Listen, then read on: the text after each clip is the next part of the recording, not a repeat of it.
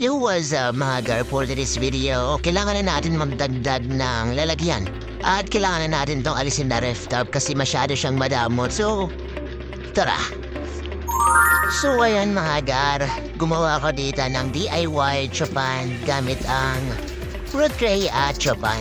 Ito naisip ko kasi sakto lang sa budget ko mga gar, kaya kanya-kanyang diskarte na lang yan. At dito mga gar, madit lang pala yung na-order kong submersible water pump. Kaya yun, konti rin yung agos ng tubig. So ayan mga gar, yung na-order natin submersible. Pero pili na rin pagsyagaan mga gar, ox na rin. At ito siya sa malapitan mga gar. Kakaunti lang talagang nilalabas ng tubig. Para ang ilang ng matanda. At next ko na rin tong ginawa kong DIY filter mga gar. At next na rin natin tong mga isda natin.